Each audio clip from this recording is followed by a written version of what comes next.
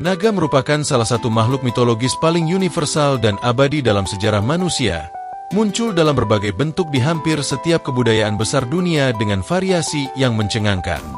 Makhluk legendaris ini telah memikat imajinasi manusia selama ribuan tahun, berfungsi sebagai simbol kekuatan alam, kebijaksanaan kuno, kekacauan primordial, atau penjaga harta karun tergantung pada konteks budaya yang melahirkannya.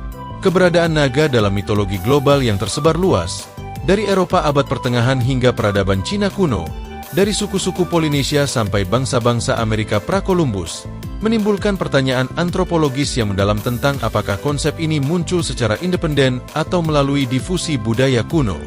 Studi komparatif mitologi menunjukkan bahwa konsep naga mungkin berasal dari ketakutan universal manusia purba terhadap predator berbahaya, ular besar, buaya, atau bahkan fosil dinosaurus, yang kemudian diangkat ke tingkat mitologis melalui proses amplifikasi simbolis selama ribuan tahun.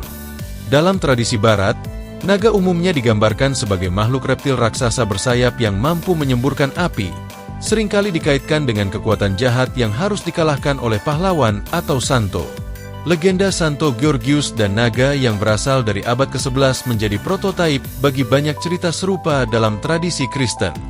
Naga dalam mitologi Nordik seperti Fafnir mewakili keserakahan dan kutukan harta karun, sementara dalam mitologi Yunani, Python yang dijumpai Apollo di Delphi mungkin merupakan versi awal konsep naga sebagai penjaga tempat suci. Dr. David E. Jones dalam bukunya An Instinct for Dragons, tahun 2000, mengajukan teori bahwa ketakutan terhadap naga mungkin berakar pada ketakutan bawaan manusia terhadap predator alami tertentu, ular, burung pemangsa, dan kucing besar, yang digabungkan dalam ingatan kolektif. Tradisi Timur, khususnya di Cina, Korea, Jepang, dan Asia Tenggara, memandang naga secara fundamental berbeda, sebagai makhluk bijaksana dan berkuasa yang terkait dengan unsur air dan kesuburan. Naga Cina, disebut juga Long, merupakan salah satu dari 4 makhluk surgawi dan melambangkan kekuatan kekaisaran, kekuatan alam yang menguntungkan, serta kebijaksanaan kuno.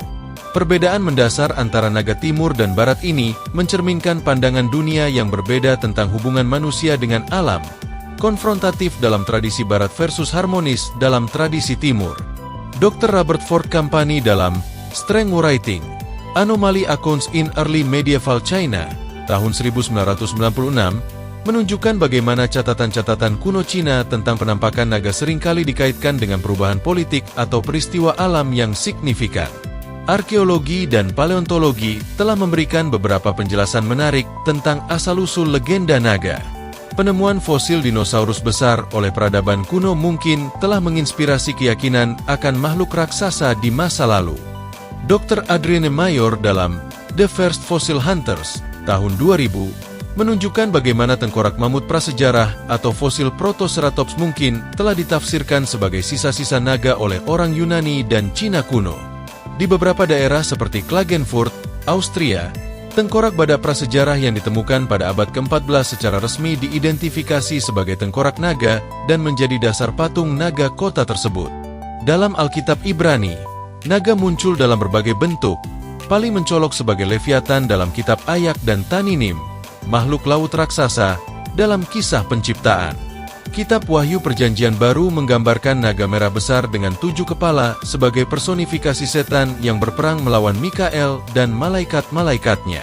Para teolog seperti Dr. Gregory Boyd dalam God at War, tahun 1997, menafsirkan simbolisme naga ini sebagai representasi kekuatan kekacauan yang menentang tatanan ilahi.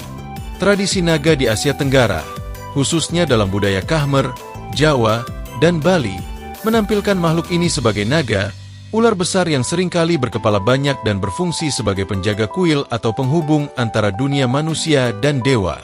Relief naga di Angkor Wat dan candi-candi lainnya menunjukkan pentingnya makhluk ini dalam kosmologi Asia Tenggara. Dr. Paul Moose dalam India Seen from the East, tahun 1975, menelusuri konsep naga ini ke pengaruh India kuno yang bercampur dengan kepercayaan lokal tentang roh ular. Dalam tradisi Slavia, khususnya Rusia dan Ukraina, naga dikenal sebagai Zimi Gorinich, makhluk bersayap dengan 3 kepala yang mampu menyemburkan api. Cerita rakyat seperti Ivan Sarevich dan Naga menggambarkan pertempuran epik antara pahlawan dan makhluk ini, mencerminkan perjuangan melawan kekuatan alam yang tidak terkendali. Dr. Elizabeth Warner dalam Russian Myths tahun 2002 mencatat bagaimana naga dalam tradisi Slavia seringkali menculik perempuan muda, suatu motif yang juga muncul dalam legenda barat. Budaya Mesoamerika pra-Columbus seperti Aztec dan Maya memiliki konsep tentang Quetzalcoatl atau Kukulkan, ular berbulu yang merupakan dewa pencipta dan pembawa peradaban.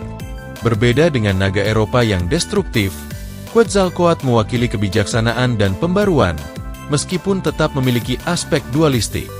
Dr. David Carrasco dalam Quetzalcoatl and the Irony of Empire tahun 1982 menunjukkan bagaimana simbolisme ular berbulu ini terkait dengan siklus astronomi dan kekuasaan kerajaan.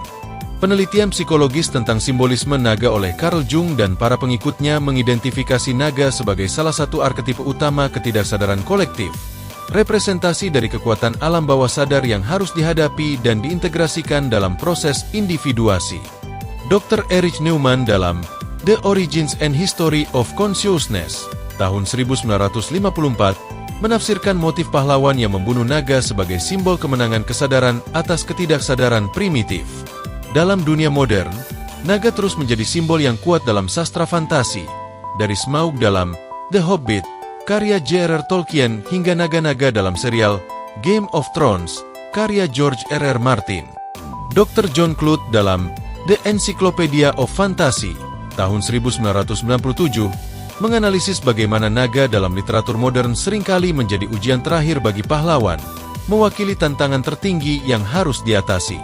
Kriptozoologi, studi tentang hewan yang keberadaannya belum terbukti secara ilmiah, telah mencoba mencari penjelasan rasional untuk legenda naga.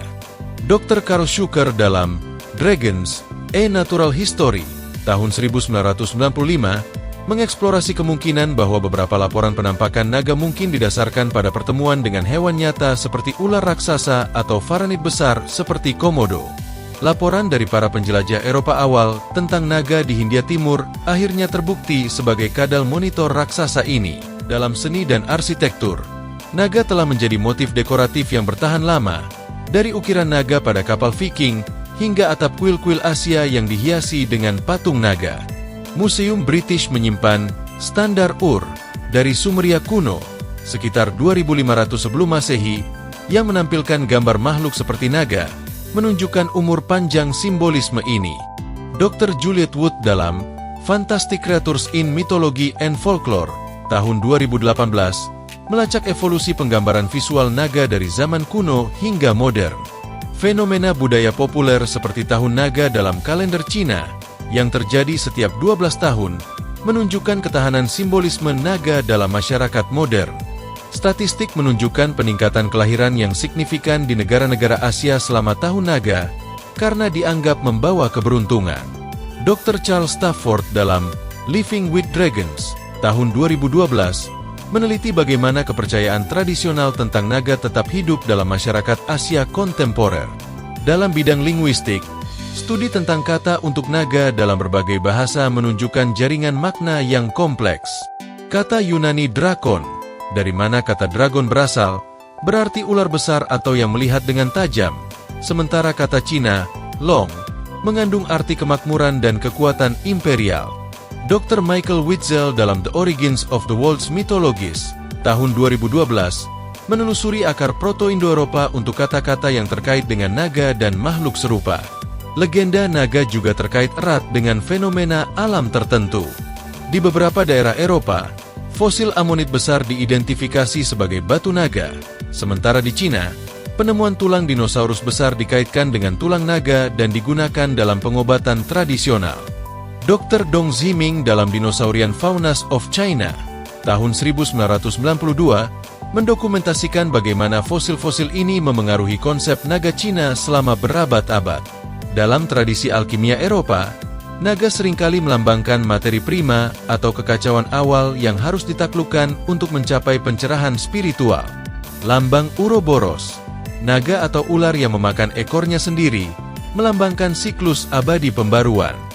Dr. Carl Gustav Jung dalam Psikologi and Alchemy, tahun 1944, menganalisis simbolisme naga dalam teks-teks alkimia sebagai representasi dari aspek gelap kepribadian yang harus diintegrasikan. Pengaruh naga dalam heraldry atau ilmu lambang sangat signifikan, dengan naga muncul pada lambang banyak keluarga bangsawan Eropa dan kota-kota seperti Cardiff dan Ljubljana.